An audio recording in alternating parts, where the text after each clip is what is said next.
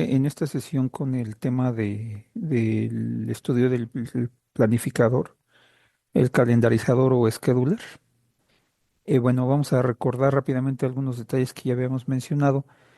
En algunas sesiones anteriores habíamos ya revisado este tipo de esquemas en donde tenemos nosotros nuestra cola de procesos y habíamos comentado que en un sistema en el cual tenemos multiprocesamiento, sí, eso es importante. Sí, en los casos en los cuales tenemos nosotros multiprocesamiento,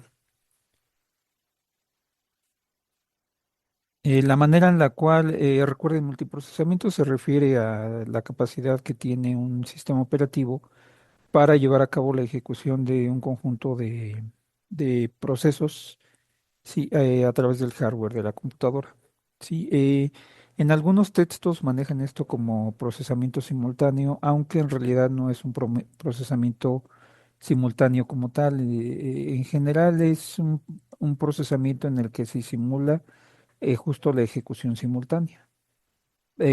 Para eso, bueno, se utilizan algunas técnicas como por ejemplo la de tiempo compartido que ya habíamos visto por ahí, ahorita la comentamos también. Pero bueno, esto que vamos nosotros a platicar, que tiene que ver con el funcionamiento del planificador, funciona o se aplica precisamente a los escenarios en los cuales tenemos multiprocesamiento, es decir, escenarios en los cuales tenemos un conjunto de procesos, ¿sí? Y tenemos uno o más núcleos, uno o más procesadores que se deben encargar de ir ejecutando en una cierta secuencia todos los procesos que tenemos aquí listos para ejecutar. Entonces, la manera en la cual se lleva a cabo esto, ya lo habíamos comentado en varias ocasiones, es que, pues, en principio el procesador se le va asignando a cada uno de los procesos que tenemos formados por aquí.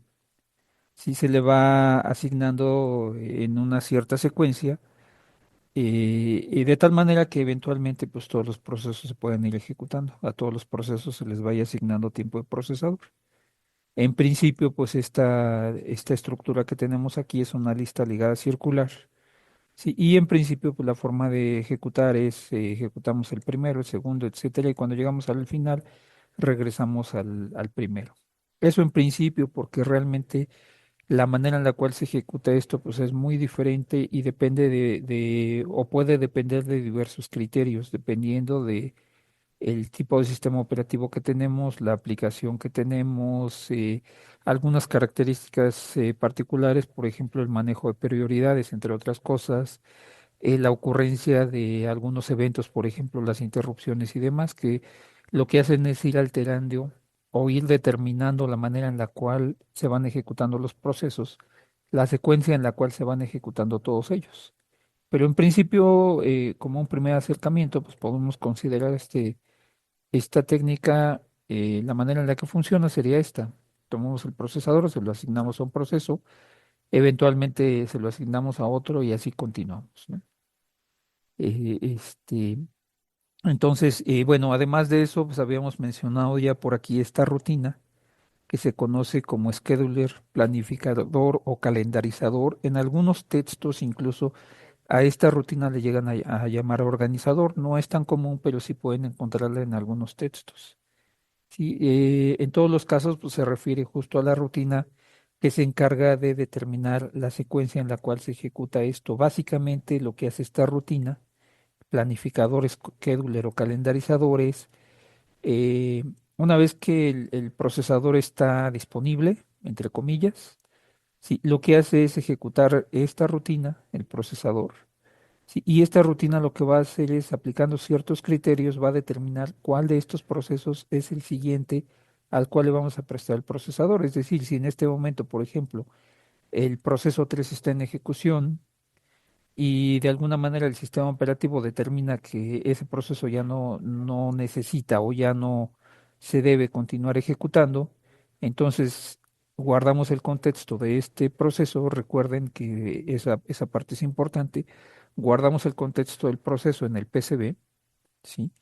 Ejecutamos el scheduler y el scheduler lo que va a hacer es decidir cuál es el siguiente proceso que se ejecuta. Y a ese proceso es el que le vamos a asignar el procesador. Es decir, lo que vamos a hacer es, una vez que el scheduler determina quién es el siguiente, por ejemplo, el proceso 200, Pues entonces tomamos nosotros el despachador, recuerden que esa es otra rutina que habíamos introducido ya previamente. Invocamos al despachador y el despachador se va a encargar de tomar el contexto del siguiente proceso, en este caso el 200, cargarlo en el procesador y entonces el procesador va a comenzar a ejecutar este proceso. ¿Sí? Eventualmente, pues ese proceso por alguna razón se va a dejar de ejecutar. Sí, hay varias razones por las cuales va a ocurrir eso, ahorita lo platicamos. Y nuevamente ejecutamos el scheduler para determinar quién es el siguiente después del proceso 200. ¿Sí? ¿A quién le prestamos ahora el procesador? Posiblemente al proceso 10. Entonces se vuelve a repetir este procedimiento. Sí, a grandes rasgos lo que hacemos nosotros es cuando el scheduler ya determinó quién es el siguiente, ¿sí? Por ejemplo, en este caso que teníamos nosotros en ejecución el proceso 200, si el scheduler determina que el siguiente es el proceso 10, entonces guardamos el contexto del proceso 200, con eso estamos nosotros liberando el procesador para usarlo en el nuevo proceso, cargamos el contexto del proceso nuevo, ¿sí? Y entonces el procesador comienza a ejecutar el nuevo, ¿sí? Y así continuamos, ¿sí? Entonces, bueno, en este otro esquema tenemos nosotros estamos representando nosotros una secuencia de ejecución que es más cercana a la realidad. En principio decíamos nosotros, bueno, se ejecuta el proceso uno, después el proceso 3, luego el 10, luego el 100, luego el 200, etcétera. Bueno, la manera en la cual se lleva a cabo esto. Una pregunta que por ahí nos hacen de forma más o menos recurrente en este curso es, bueno, yo tenía un procesador, por ejemplo, a 1 GHz y de pronto cambié a una computadora con un procesador a 2 GHz o a 3 GHz, por ejemplo, y no estoy notando esa diferencia de velocidad que yo debería. ¿Por qué mi procesador no es capaz de ejecutar una cantidad de procesos a una velocidad que pueda notarse cuando yo actualizo mi hardware? Bueno, pues hay muchas razones de por qué ocurre eso. Una de ellas, por ejemplo, y después nos vamos a encontrar muchas otras más. Una de ellas, bueno, la ejecución de los procesos en realidad no es este. Vamos a suponer que aquí tengo un Chrome, por ejemplo. Aquí tengo un procesador de texto, acá tengo una terminal. Cada vez que el procesador requiere cambiar de un proceso a otro, y bueno, hay una latencia o un retardo que se produce entre la ejecución de este proceso y el proceso 3, por ejemplo. ¿Sí? Entre otras razones, esa latencia o ese retardo se produce porque la ejecución de los procesos en realidad es algo más parecido a esto, ¿sí? Es decir, yo me encuentro ejecutando el proceso uno, ¿sí? Y cuando ese proceso ya no puede seguirse ejecutando en el procesador por alguna razón, antes de determinar quién es el siguiente proceso, pues tengo que introducir esta rutina, ¿sí? Tengo que colocar esta rutina en el procesador, ¿sí? Funciona algo más o menos de la siguiente forma. Yo en este momento me encuentro ejecutando el proceso uno, por ejemplo. Sí, ese es el proceso que está actualmente en ejecución en mi procesador. Sí, a ver, perdón, déjenme. Ahora sí.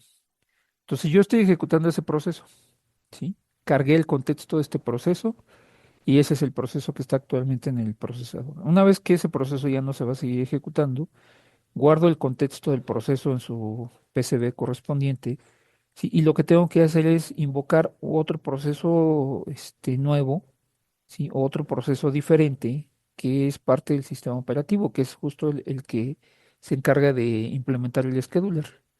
Entonces cargo ese proceso decide que el siguiente es el proceso 10, entonces una vez que ya decidí quién es el siguiente, pues entonces esta rutina ya no se necesita por el momento. Ahora tengo que localizar el proceso 10, cargar ese proceso en el procesador y una vez que este proceso termina de ejecutarse, sí, pues nuevamente tengo que tomar la rutina que ejecuta el scheduler para decidir quién es el siguiente. Entonces, la secuencia de ejecución de mi sistema operativo, sí, una primera aproximación para entender cuál es la forma en la que realmente se ejecutan los procesos, sí, una primera aproximación sería esta. Yo ejecuto un proceso, después ejecuto el scheduler, después ejecuto el siguiente proceso que decidió el scheduler que se puede ejecutar. ¿Sí? Cuando termino este o cuando avanzo con este, porque no necesariamente se finaliza, ejecuto nuevamente el scheduler, después otro proceso, el scheduler, etcétera. Y así seguimos. ¿Sí? Y este esquema en realidad es todavía más complejo, porque una vez que yo ejecuto el scheduler, de hecho, previo a ejecutar el scheduler, ¿sí? Yo aquí voy a tener que ejecutar el despachador, ¿sí? Vamos a tener que ejecutar el despachador, ¿sí? Este, entonces, ¿dónde podríamos colocar el despachador? Bueno, pues ejecuto el proceso uno, ¿sí? Tengo que invocar al despachador para guardar el contexto del proceso uno, ¿sí? El contexto de este proceso se tiene que almacenar. Entonces, el despachador vamos a tener que insertarlo aquí, ¿sí? Justo en este punto vamos a tener que insertar el despachador, ¿sí? Y después, una vez que ya se está ejecutando el scheduler, que de hecho el despachador también está involucrado en la ejecución de este scheduler, si el despachador en este punto, de hecho, va a tener dos tareas. Una de ellas es guardar el contexto del proceso uno, cargar el contexto del scheduler, y una vez que el scheduler se ejecuta, entonces invocamos nuevamente al despachador, porque ahora a continuación pues hay que quitar el contexto del proceso, del proceso, quitar el contexto del scheduler, perdón, ¿sí? Y cargar el contexto del proceso 10, que sería el siguiente. Entonces, esta secuencia de ejecución en realidad es mucho más compleja. Ejecuto un proceso, invoco al despachador para guardar este proceso y cargar el scheduler. Después, cuando el scheduler ya terminó su trabajo y decide quién es el siguiente, ejecuto nuevamente el despachador para guardar el contexto del scheduler, ¿sí? Cargar el contexto del proceso nuevo y así seguimos. Entonces, si se fijan, aunque yo lo que estoy viendo acá realmente es, si yo reviso mi lista de procesos, yo lo que estoy viendo es a lo mejor aquí un Chrome en la lista de procesos, ¿no? Sí. Yo veo un Chrome aquí, ¿sí? Este es mi proceso uno, ¿sí? Bueno, hipotéticamente, ¿no? Porque ese identificador en realidad generalmente se asigna a un proceso diferente, ¿sí? Aquí tengo un Firefox a lo mejor, ¿sí? Ese es el proceso que yo estoy viendo, ¿sí? Y a continuación, aquí en esta parte, pues yo veo un editor de texto, a lo mejor Sublime o algún otro, ¿no? Sublime, por ejemplo, ¿sí? Bueno, en la práctica, el sistema operativo en realidad lo que está haciendo es llevar a cabo una ejecución más parecida a esta, ¿sí? Ejecuta un proceso, mi Chrome, después invoca al despachador, que también es un proceso por sí mismo, es un proceso muy rápido, pero finalmente es un proceso que introduce un cierto retardo, una cierta latencia.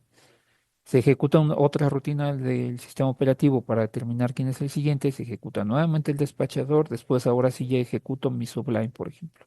Y así continuamos, ¿sí? Y a esto, bueno, pues todavía hay que agregarle muchas más cosas, porque aquí hay que tener en cuenta, por ejemplo, cuál es el estado en el que se encuentran los procesos, ¿sí? Una cosa es que el scheduler determine que el siguiente proceso es el 10 y otra cosa es que ese proceso realmente esté listo para ejecutarse en la memoria. Posiblemente se encuentre, por ejemplo, en memoria virtual. Entonces, si este proceso se encuentra en memoria virtual, aquí hay que introducir todavía otra rutina que se encargue de recuperarlo, ¿sí? Entre otras cosas, ¿no? ¿Sí? Entonces, la secuencia de ejecución, les decía, pues es algo más parecido a esto, ¿no? Tomamos el proceso uno, después ejecutamos el scheduler, ejecutamos el despachador para cargar el contexto del proceso 10, ejecutamos nuevamente el scheduler, nuevamente el despachador para cargar el proceso nuevo, y así continuamos. Y aquí todavía hay que introducir otra instancia más del despachador, que es lo que mencionábamos por acá arriba, ¿no? Sí, el despachador lo requerimos aquí y lo requerimos acá también, ¿sí? Y bueno, para tener claro esta rutina que conocemos como despachador, ¿sí? Sus funciones son básicamente estas, ¿sí? Si recuerdan ustedes cuando platicamos nosotros de los modos de ejecución de un procesador, si comentábamos por ahí que el procesador básicamente trabaja en dos modos en este contexto, ¿no? Puede trabajar en modo privilegiado, modo supervisor, ¿sí? Y también puede trabajar en modo usuario. Para eso pues, teníamos incluso un bit que determina cuál es el modo en el que se está ejecutando actualmente, ¿sí? Bueno, si se fijan, cuando nosotros requerimos llevar a cabo la ejecución del despachador, lo mismo pasa con el scheduler, pero en particular con el despachador. Si previo a llevar a cabo la ejecución de ese despachador, si se fijan, como esta es una rutina que se encarga de llevar a cabo operaciones privilegiadas, sí, pues hay que cambiarse a modo privilegiado, ¿sí? Entonces lo que hacemos es la secuencia de ejecución de esto, de esta parte a grandes rasgos es la siguiente. Sí, déjenme, la colocamos acá porque más adelante va a ser importante tener claro esto. Primero, cambiamos a modo privilegiado. Una vez cambiamos una vez que hicimos eso, invocamos al despachador, con eso, pues ya se está ejecutando esa rutina. Sí, y a continuación del despachador de lo que se encarga es de llevar a cabo estas tareas que tenemos indicadas aquí. Sí, a grandes rasgos lo que hace es, dice, a ver, bueno, vamos a llevar a cabo el cambio de contexto, ¿sí? Llevamos a cabo el cambio de contexto, es decir, si a mí me están indicando que el nuevo proceso es el 10, pues este cambio de contexto implica que pues, hay que cargar el contexto de este proceso nuevo, el proceso que se va a ejecutar en el procesador. Después, el despachador pues, se está ejecutando en modo privilegiado, ¿sí? Cuando se va a ejecutar el despachador, pues, el sistema operativo se encarga de habilitar el bit de modo, ¿sí? En el procesador de tal manera que esta rutina puede ejecutarse con privilegios. Forzosamente requiere esos privilegios porque va a llevar a cabo operaciones directamente sobre los procesos y sobre el procesador mismo. Entonces habilitamos el bit de modo, mandamos a ejecutar el despachador y el despachador de lo que se encarga es de hacer el cambio de contexto, colocar el contexto del proceso nuevo. Una vez que terminó eso, cambiar a modo usuario, porque aquí hay que tener presente que pues, lo que va a hacer el procesador a continuación es ejecutar un proceso, sí, que no necesariamente requiere privilegios. Si los requiere, pues ya posteriormente se los proporcionamos, pero inicialmente el proceso se va a comenzar a ejecutar en modo usuario. Suponiendo además que pues, este proceso que sería el siguiente es un proceso de usuario, un proceso sin privilegios. Entonces hay que cambiar a modo usuario. Sí, y una vez que ya hicimos eso, ya cargamos el contexto del proceso nuevo, pues ahora lo que hay que hacer es saltar a la dirección que me indica el contador de programa, ¿sí? Y una vez que hacemos eso, ahora sí el CPU está listo para llevar a cabo la ejecución del siguiente proceso. Entonces, a grandes rasgos, estas son las tareas que lleva a cabo el despachador. Si el despachador es una rutina que entonces se ejecuta en modo privilegiado, requiere privilegios para llevar a cabo sus tareas. Las tareas que lleva a cabo son estas, y de lo que se encarga es de cargar el contexto del proceso nuevo y dejar el procesador en un estado tal que inmediatamente sea capaz de comenzar a llevar a cabo la ejecución del proceso nuevo. ¿Sí? A grandes rasgos, esas son sus tareas.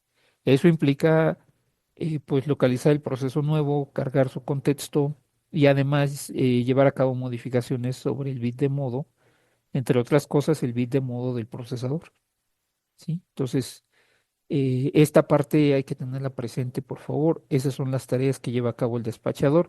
Más adelante nos vamos a encargar, entre otras cosas, de analizar el funcionamiento, el rendimiento de nuestros sistemas operativos, ¿sí? El rendimiento de algunas de las rutinas, o más bien el rendimiento considerando algunas de las rutinas que se requieren para su ejecución. Y ahí vamos a encontrar, vamos a tener que tomar en cuenta esta definición que tenemos aquí, ¿no? ¿Sí? ¿Cuáles son las tareas que lleva a cabo esta rutina? Bueno, eso más adelante. Bueno, algunos otros detalles que tenemos que tener en cuenta cuando nosotros llevamos a cabo la ejecución de un proceso, ¿sí? Uno de los procesos que tenemos en esta cola de procesos, ¿sí? Por ejemplo, aquí, el proceso 10, por ejemplo. Eh, para, para fines del funcionamiento para fines de entender el funcionamiento del scheduler, cualquier proceso que nosotros tengamos lo podemos considerar con una estructura como la que se muestra aquí, ¿sí?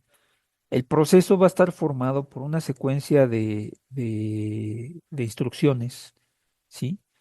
Que se ejecutan completamente en el procesador. Esa secuencia de instrucciones que se ejecutan en el procesador se les conoce como una ráfaga de CPU, ¿sí?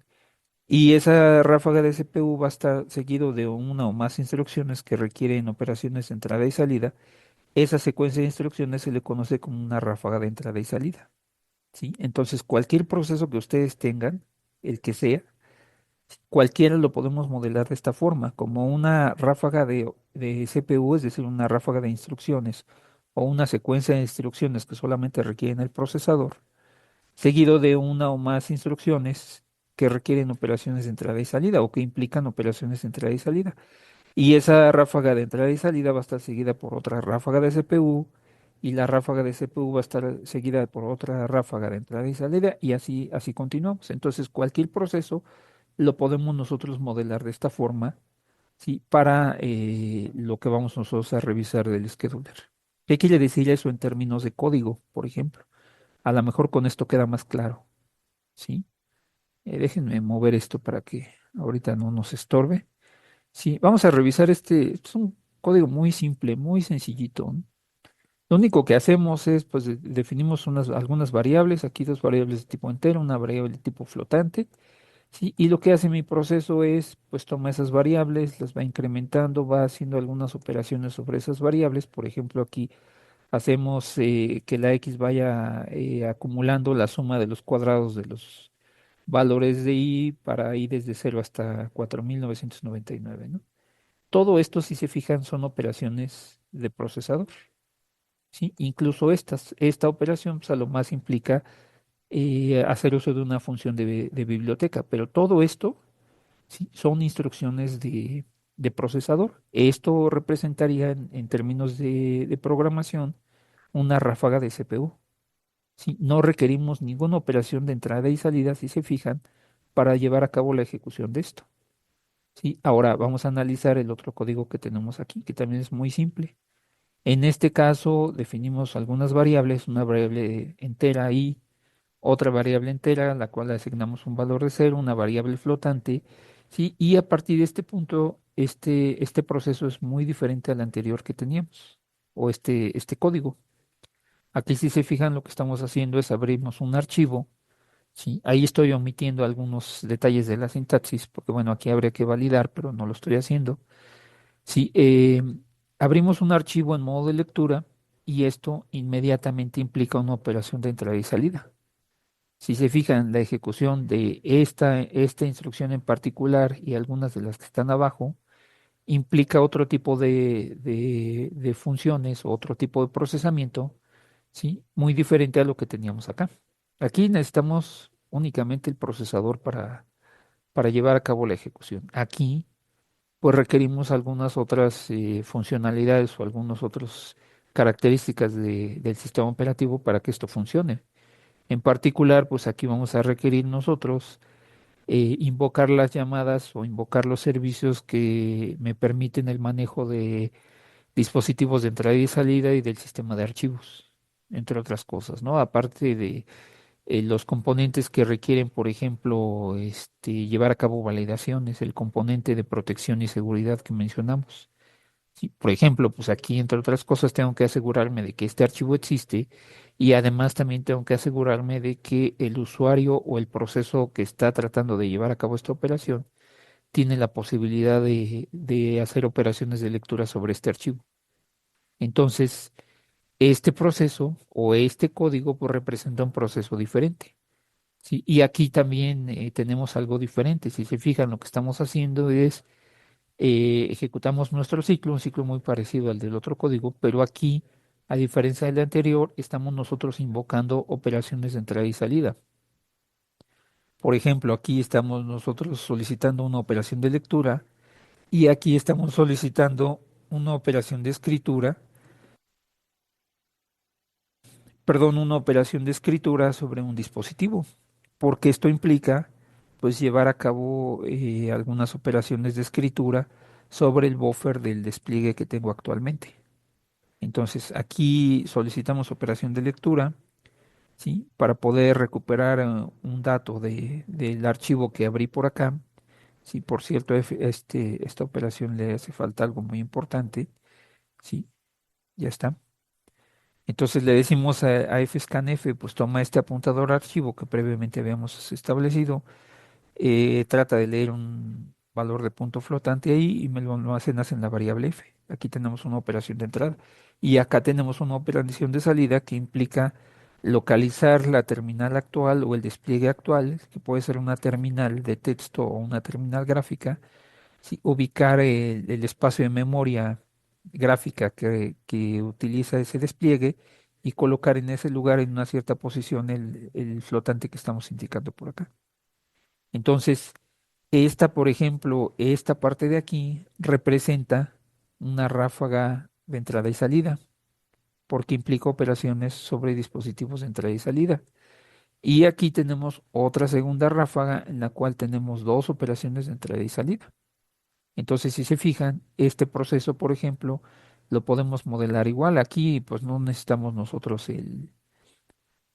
operaciones de entrada y salida. Tendríamos una operación, una ráfaga de CPU, ¿sí? En particular, pues para la asignación que estamos haciendo ahí, ¿no?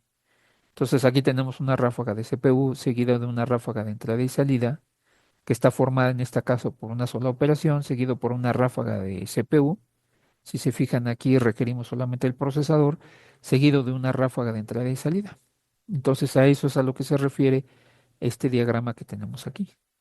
¿Sí? Cualquier proceso, entonces, lo podemos modelar como un conjunto de ráfagas de entrada y salida, seguidos de un conjunto de ráfaga, un conjunto de instrucciones de procesador, ¿sí? Seguido de una ráfaga de entrada y salida, etcétera. ¿Sí? Entonces, y esto, bueno, tiene que ver con lo siguiente. Si se acuerdan, por ahí habíamos mencionado nosotros algunos de los estados en los cuales se puede encontrar un proceso, ¿sí? Por ejemplo, si consideramos nosotros la cola de procesos que están en estado ready, están listos para ejecutarse, podemos encontrar ya desde aquí podemos encontrar dos estados diferentes, ¿sí? Tenemos un conjunto de procesos que están listos para ejecutarse, pero en este momento están esperando que se les asigne tiempo de procesador, ¿sí? Y aquí mismo tenemos nosotros un proceso que está actualmente en ejecución. Entonces ya de entrada aquí tenemos dos estados diferentes. Los procesos que están preparados para ejecutarse y el proceso o los procesos que actualmente están haciendo uso del procesador, ¿sí? En este caso particular, pues este proceso se considera en un estado diferente a los que se encuentran formados en la cola de procesos. Si este proceso pues, está en estado de ejecución, es decir, está actualmente haciendo uso del procesador. Bueno, en este mismo esquema, ¿qué pasa cuando nosotros tenemos un proceso? Por ejemplo, vamos a suponer que en este momento el proceso que está actualmente en ejecución es el proceso 200. ¿Qué pasa cuando ese proceso solicita una operación de entrada y salida? ¿Sí? Por ejemplo, en el caso que mencionábamos hace un momento, ¿qué pasa si ese proceso justo acaba de llegar, por ejemplo, a este punto y requiere una operación de entrada y salida? Sí, bueno, esa operación de entrada y salida no necesariamente se va a resolver de forma inmediata. De hecho, en la mayoría de los casos no se resuelve de forma inmediata. Puede haber un cierto retraso.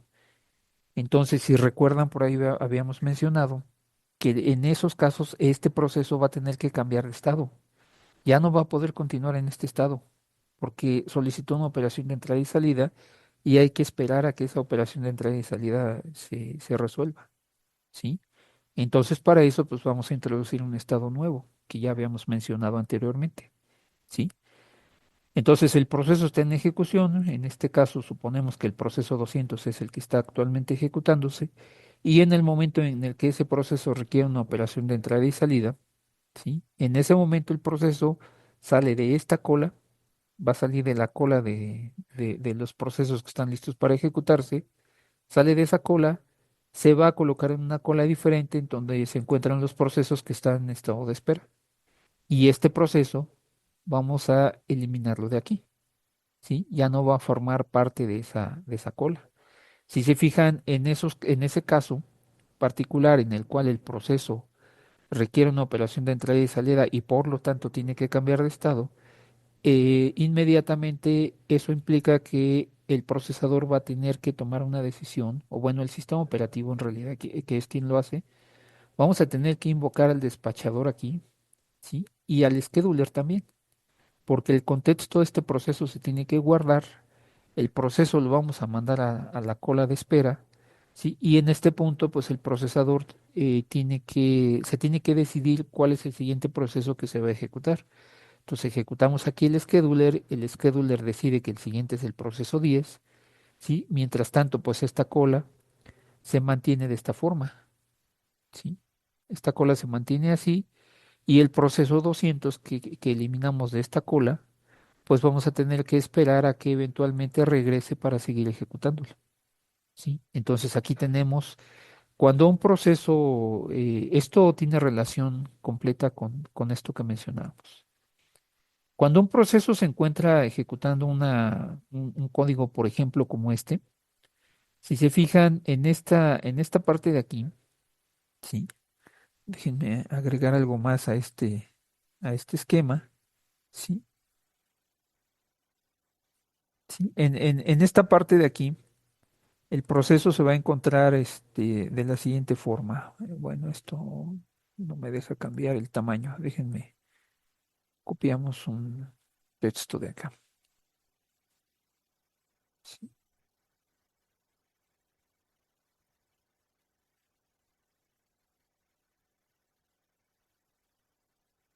Bueno, entonces, cuando el proceso se encuentra ejecutando instrucciones como estas, pues el proceso se encuentra en estado ready, ¿no? Aquí está en estado ready.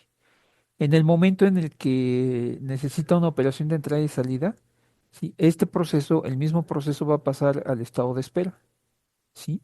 Una vez que ese proceso, su operación de entrada y de salida ya se finalizó, ¿sí? O la operación por la cual se cambió a ese estado de espera ya finalizó, entonces va a regresar nuevamente al estado ready y va a estar otra vez en ready.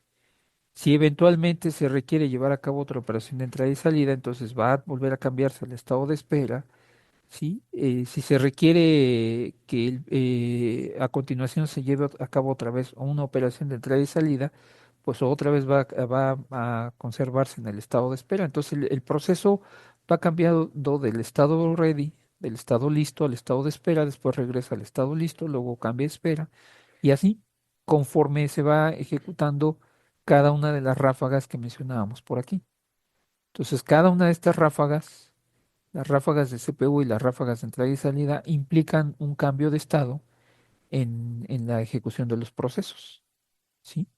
Entonces, por ejemplo, esto que mencionábamos aquí, pues implica un cambio de estado, ¿sí? Cada vez que el proceso requiere llevar a cabo una operación que requiere una espera. La operación de entrada y salida solo es un ejemplo, ¿sí? Otro ejemplo más de esto, pues puede ser, por ejemplo, cuando un proceso, por ejemplo, suponiendo que este proceso solicita la ejecución de un proceso hijo y al solicitarlo también requiere quedarse a la espera. Entonces, en ese caso también el proceso se cambia de este estado y se mueve al estado de espera, ¿sí? Entonces, bueno, ahora, eh, para lo que nosotros vamos a estudiar, entonces vamos a considerar esto. Bueno, por aquí recuerden nada más como recordatorio, agregamos esto por aquí de grado de multiprogramación. El grado de multiprogramación, acuérdense que determina o me indica la cantidad de procesos que puede tener un sistema en ejecución en un momento dado, ¿sí? La cantidad máxima de procesos que puede tener en ejecución. Que eso es algo que se puede ir alterando dependiendo de las características del sistema operativo. Y bueno, cuando hablamos nosotros de grado de multiprogramación, sí, en realidad de lo que estamos hablando nosotros es de todos los procesos, ¿sí? La cantidad máxima de procesos que el sistema operativo puede tener en este estado. ¿Sí? ¿Cuántos procesos podemos nosotros almacenar en este estado? Eso es lo que determina el grado de multiprogramación, o a eso se refiere el término grado de multiprogramación. ¿Cuántos procesos puedo tener yo en ejecución de manera simultánea? ¿Sí? Este, y bueno, además habíamos mencionado por ahí un par de detalles. Sí, más, por ejemplo, en la sesión anterior habíamos comentado que podemos tener hasta tres tipos de schedulers diferentes. Uno que se conoce como el scheduler de corto plazo, que se encarga de administrar justo todos los procesos que se encuentran en este estado. Para que un proceso pueda hacer uso del procesador, primero el scheduler tiene que determinar a cuál de estos procesos es el que le voy a prestar el procesador. Y una vez que ya determinamos esto, sí, entonces ahora sí, ese proceso se le proporciona acceso al procesador.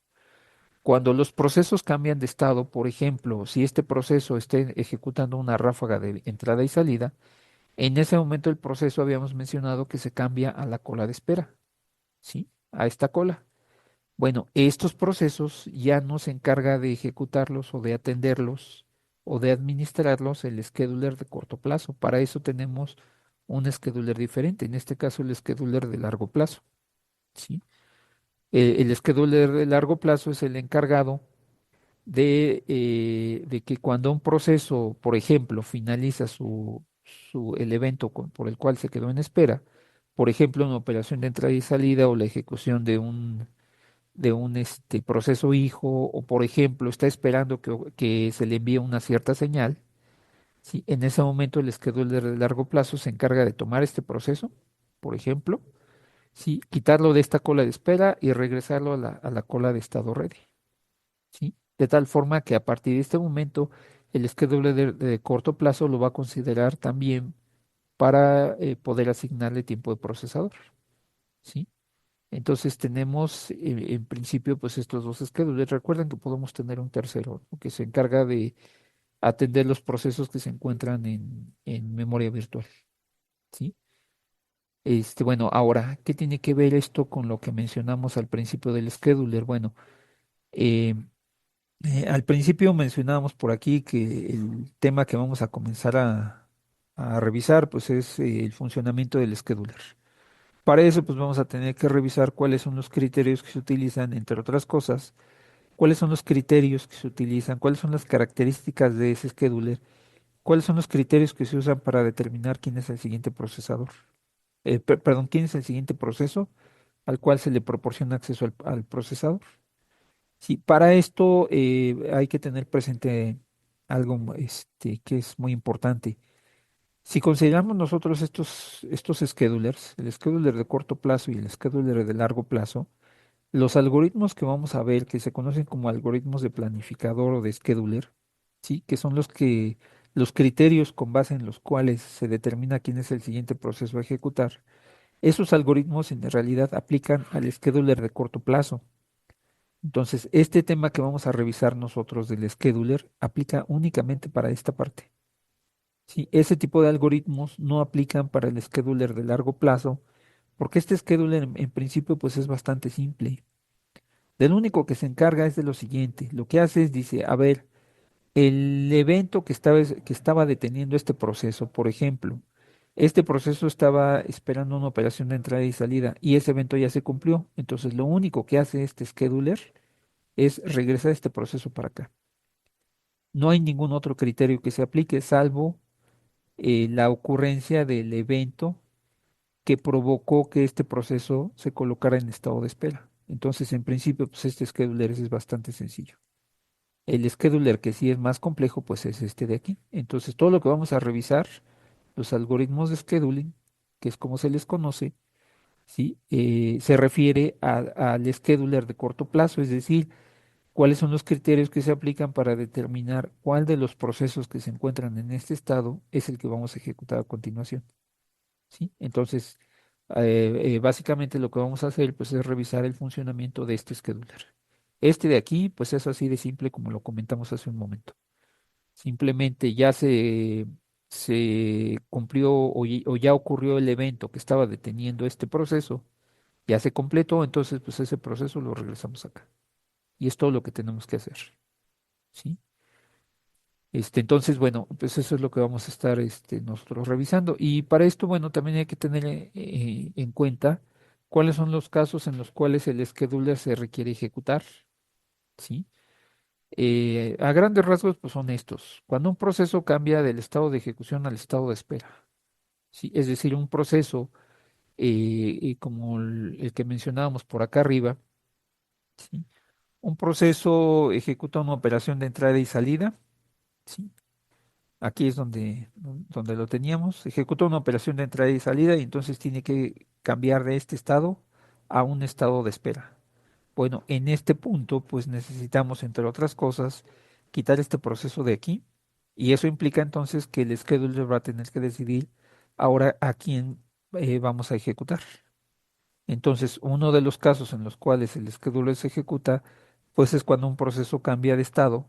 Si, por ejemplo, por una operación de entrada y salida, porque llevó a cabo la ejecución de un proceso hijo y está esperando su finalización, o porque de plano el proceso llevó a cabo la ejecución de una rutina que se conoce como wait, que un nombre genérico que se le da a una de las funciones que puede, o uno de los servicios que puede solicitar un proceso para quedar en estado de espera mientras ocurre algún evento particular. Por ejemplo, una de las maneras en las cuales se puede programar un proceso es la siguiente.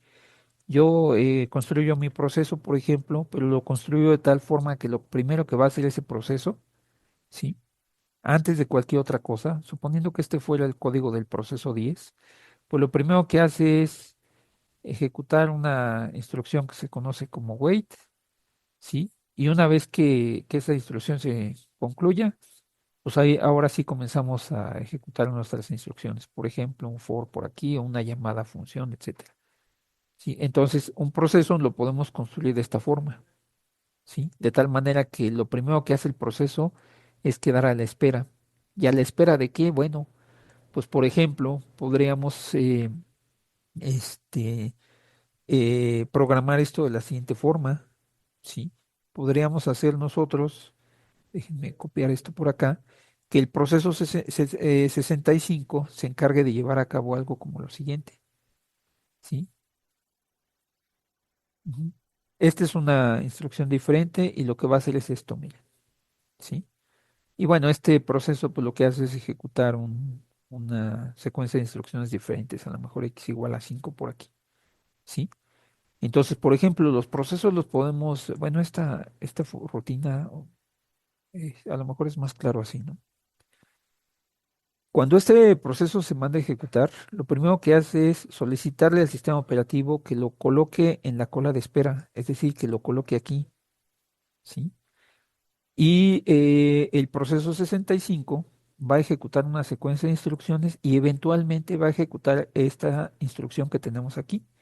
Y esta instrucción lo que va a hacer es mandarle una señal al proceso 10, ¿sí? Esto que tenemos aquí es enviar una señal a este proceso, despertar el proceso, ¿sí? Entonces el proceso cuando se creó, por la manera en la que está construido, lo primero que hace es detenerse. Eso pues, se lo solicitamos al sistema operativo. Una vez que el proceso se encuentra en el estado de espera, ¿sí? Hasta que el proceso 65 le indique al proceso 10 que ya se puede despertar, en ese momento el proceso 10 se despierta y comienza a ejecutarse. ¿Para qué hacemos eso? Bueno, pues es un mecanismo de sincronización con el cual podemos nosotros determinar desde la programación la secuencia en la cual se ejecutan el proceso 65 y el proceso 10, ¿sí? Es una forma en la que podemos llevar a cabo esto, ¿sí? Bueno, aquí hay una pregunta de Ezequiel que dice, ¿cómo sabe a qué proceso despertar? Bueno, pues eso lo que haces tú es programarlo, ¿sí? Lo programas, ¿sí? De tal forma que lo programas de tal forma que el proceso 65 tenga eh, información del proceso 10. Por ejemplo, una manera de hacerlo sería pues que el proceso, podríamos hacerlo al revés, miren, déjenme cambiarlo aquí. Lo voy a hacer al revés porque si no los identificadores de proceso ya no me van a funcionar. Sí, podríamos hacerlo así, pero además podríamos nosotros hacer que este proceso, el proceso 10, ejecute un fork, ¿sí? Para llevar a cabo la creación de un proceso hijo. Y aquí vamos a guardar el identificador del hijo, ¿sí? Vamos a ponerle así, PID del proceso hijo. Ejecutamos el proceso hijo, ¿sí?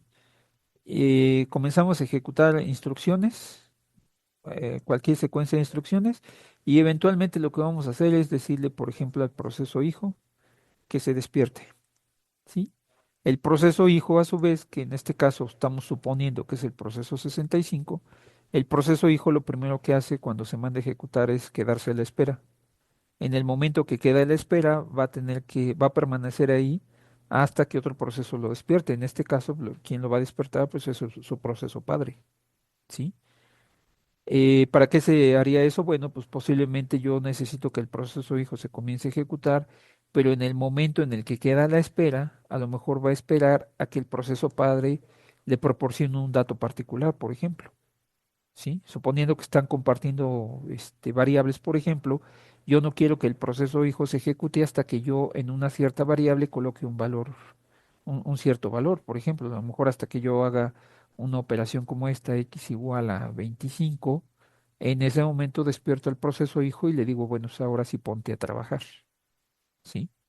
Entonces puede ser algo de este tipo. Hay otras formas en las que se puede hacer, en las cuales podemos nosotros determinar desde el proceso 10 cuáles son los procesos que debería yo despertar y en qué casos tengo que hacerlo. Sí, eso, por ejemplo, ejemplos de eso los vamos a encontrar cuando platiquemos de mecanismos de sincronización. Ahí nos vamos a encontrar ese tipo de cosas. Pero una manera de hacerlo sería utilizando un esquema como este. Proceso hijo, generamos el hijo y eventualmente le decimos al hijo, el hijo, aquí yo estoy suponiendo, por ejemplo, que pues, lleva a cabo otras instrucciones, por ejemplo, manda a llamar una función X, por ejemplo, hace por aquí un for posiblemente con algunas instrucciones, ¿sí? Y eventualmente pues llega a un punto en el cual tiene que quedarse a la espera. En ese punto va a quedar a la espera hasta que su proceso padre lo despierte. Entonces, ese podría ser un ejemplo, ¿sí?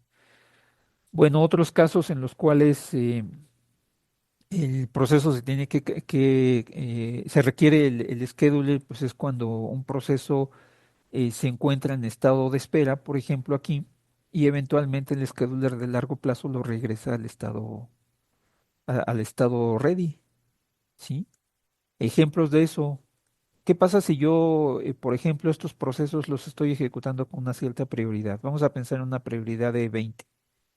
Sí, la manera en la que funcionan las prioridades es que cuando un número de prioridades más pequeño, el proceso tiene mayor prioridad. Es decir, si el proceso 28 tiene una prioridad de 5 y todos estos tienen una prioridad de 20, entonces este proceso va a tener mayor prioridad que estos, porque tiene un valor de prioridad más pequeño.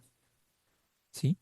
Entonces, ¿qué pasa, por ejemplo, si yo tengo mis procesos de prioridad 20 aquí y todos ellos están ejecutando aquí?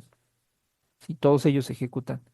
Si yo en algún punto, por ejemplo, regreso a la cola de estado ready, agrego un proceso que tiene una prioridad mayor y el scheduler considera la prioridad como un criterio para definir la secuencia de ejecución, en ese punto se requiere que el scheduler decida, tome una decisión para que este proceso que tiene una prioridad alta se comience a ejecutar inmediatamente. Entonces, por ejemplo, pues ese es un caso en el cual requerimos que el scheduler se ejecute cuando yo cambié de estado, de un cierto estado a un proceso y lo estoy regresando al estado ready, ¿sí? Otro de los casos en los cuales se puede requerir esto, bueno, vamos a ver rápidamente. Por ahí habíamos visto este esquema, seguramente les parece conocido, sí, en el cual habíamos nosotros indicado algunos de los estados en los cuales puede estar un proceso, ¿sí? Y entre otras cosas, habíamos mencionado que un proceso, pues, cuando está en el estado ready, el despachador y el scheduler lo colocan en estado de ejecución, ¿sí? Una vez que está en ejecución, el proceso puede regresar al estado ready, o bien puede finalizarse, o bien puede pasar al estado de espera. Uno de los casos en los cuales el proceso cambia del estado de ejecución al estado ready es cuando su tiempo de ejecución se finaliza. Para eso vamos a recordar aquí otro otro esquema que ya habíamos mencionado anteriormente también. En los sistemas en los cuales tenemos multiprocesamiento, la manera en la cual se lleva a cabo la ejecución de los procesos es compartiendo el tiempo de procesador. De hecho, aquí se implementa algo que se conoce como tiempo compartido. El tiempo compartido funciona básicamente de esta forma. Vamos a suponer que esta es una línea de tiempo que representa el tiempo de procesador, el tiempo disponible de procesador. Esa línea de tiempo en los sistemas que manejan multiprocesamiento, en los cuales se hace uso de multiprogramación, la vamos a dividir nosotros en una secuencia de intervalos. Cada uno de esos intervalos en este contexto se conoce como ranura de tiempo. Entonces, el tiempo de procesador lo dividimos en ranuras de tiempo y a cada uno de los procesos le otorgamos un acceso a una de las ranuras, es decir, le damos el procesador por un intervalo que me va a indicar esta ranura que tenemos aquí. Una vez que ese tiempo se le termina a este proceso, pues requerimos llevar a cabo justo en este punto la ejecución del scheduler para llevar a cabo el cambio de contexto. Sí, bueno, el scheduler y el despachador. Y entonces otorgarle acceso a esta ranura de tiempo al siguiente proceso que tenemos nosotros por aquí. Sí, entonces otro de los casos en los cuales se requiere la ejecución del scheduler es cuando el tiempo de procesador se le finaliza a un proceso. ¿Sí? Entonces, cuando la ranura de tiempo de un proceso se le termina, pues requerimos nosotros la ejecución del scheduler, ¿sí? Y bueno, otro de los casos en los cuales se requiere la ejecución del scheduler es cuando un proceso finaliza, es decir, si el proceso estaba haciendo uso de su ranura de tiempo, por ejemplo, y a la mitad de esta ranura solamente requirió este espacio este tiempo del procesador, y justo en este punto se finaliza, pues en ese punto el resto de la ranura ya no se la vamos a poder proporcionar a ese proceso porque el proceso está terminándose.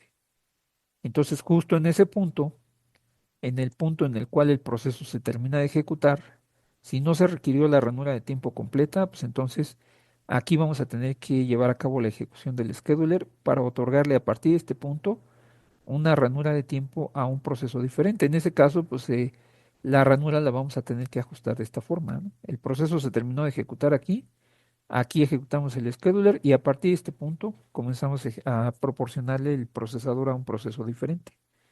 Entonces, todos esos son casos en los cuales el scheduler se requiere ejecutar, ¿sí?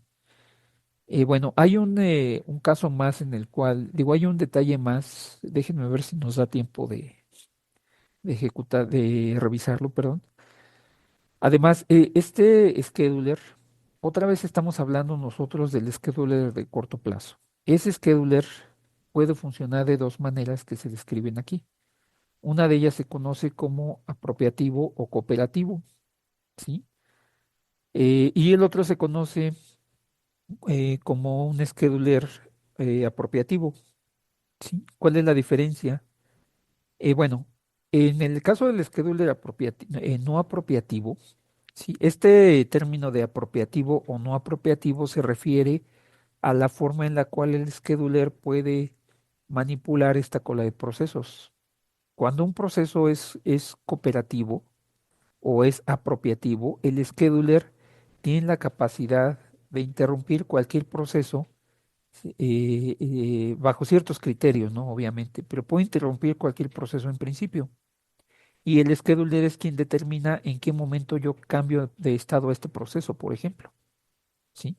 Ese se conoce como un scheduler apropiativo porque tiene la posibilidad de apropiarse o tiene la propiedad de la cola de procesos. Entonces, como es propietario de la cola de procesos, puede decidir cuál es la forma en la cual se ejecutan estos procesos y también puede decidir en qué momento debería de poder interrumpir un proceso. Por ejemplo, en la línea de tiempo que incluíamos por aquí, un proceso apropiativo, si lo podemos nosotros invocar cuando, por ejemplo, tenemos nosotros la ranura de tiempo de un proceso, vamos a suponer que esta es su ranura de tiempo, y justo en este punto, a la mitad, se produce una interrupción.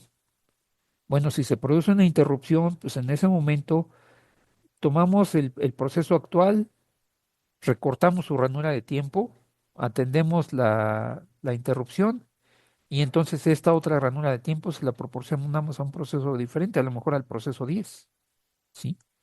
En ese sentido, pues el scheduler se considera como propietario de la cola de procesos, entonces tiene la posibilidad de interrumpir un proceso a la mitad de su ejecución, ¿sí?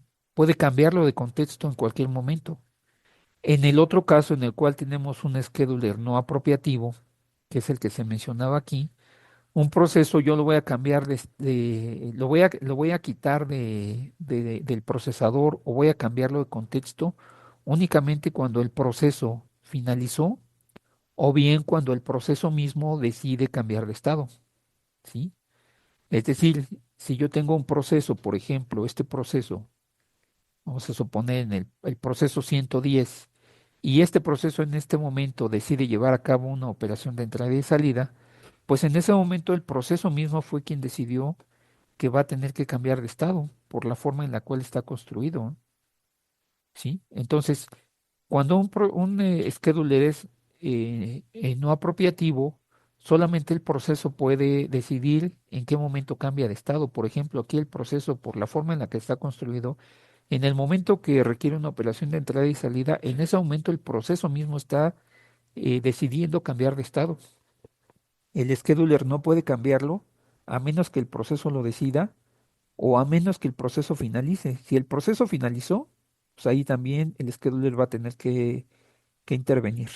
Pero mientras no ocurra una de esos dos eventos, un cambio de estado por parte del mismo proceso o el evento de finalización del proceso, el scheduler no puede modificarlo, no puede alterarlo, ¿sí?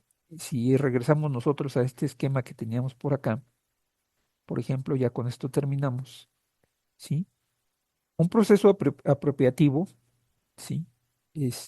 Perdón, un scheduler apropiativo, entonces decíamos que tiene la capacidad de cambiar de contexto a cualquier proceso. Por ejemplo, si aquí a la mitad de su ranura de tiempo, la ranura original de este proceso era algo así, ¿sí? Esa era su ranura original, ¿sí? Bueno, yo por la ocurrencia de algún evento, por ejemplo, a lo mejor una interrupción, pues yo decidí que el proceso lo iba a recortar y lo iba a cambiar de contexto en este punto, ¿sí? Y eso es en el caso de un proceso, de un scheduler apropiativo. Cuando el scheduler es no apropiativo, por ejemplo, si yo le otorgo esta ranura de tiempo, vamos a pensar en esta, a este proceso, si el scheduler es no apropiativo, entonces este límite que tenemos aquí de la ranura de tiempo en realidad no existe, ¿sí? El proceso 3 se va a poder ejecutar eternamente. Solamente él mismo va a poder decidir si cambia de contexto, por ejemplo, si lleva a cabo una operación de entrada y salida y requiere cambiar de estado, o bien si el mismo proceso ya se finalizó. Si no, pues entonces el tiempo de procesador va a ser infinito para este proceso. ¿Sí? ¿Qué aplicaciones tiene esto? Bueno, pues por ejemplo, si esto representa una cola de procesos de un sistema operativo de tiempo real y yo requiero que, por ejemplo, esta rutina, que es la encargada de llevar a cabo, por ejemplo, el monitoreo de un sensor, ¿sí? Vamos a suponer que aquí tenemos una rutina que monitorea un monitor de sensor, pues yo necesito que ese proceso esté permanentemente en ejecución y que no se cambie, porque el hecho de cambiarlo puede implicar que entonces su tarea ya no se puede llevar a cabo de manera correcta, ¿sí? Si yo permito, por ejemplo, en un sistema de ese tipo, que el scheduler venga y me restrinja el tiempo de ejecución, pues entonces en el momento que ocurre el evento que estamos monitoreando, pues este proceso no va a estar en ejecución y entonces va a haber un retraso en la atención de ese evento que estamos esperando. Entonces, un ejemplo en el cual se puede llevar a cabo esto o se puede implementar el scheduler de esta forma es cuando estamos nosotros trabajando con un sistema de tiempo real, por ejemplo. En ese caso, me conviene que el scheduler sea no apropiativo para que una vez que yo le otorgo acceso al procesador, al proceso 3, ese proceso se ejecute permanentemente hasta que él mismo decida que ya no necesita seguir ejecutándose, ¿sí? Entonces, esa es la diferencia entre un scheduler apropiativo y no apropiativo, que todos estos son conceptos que vamos a requerir en las siguientes sesiones donde vamos a estar estudiando el funcionamiento del scheduler. Recuerden, el scheduler de corto plazo.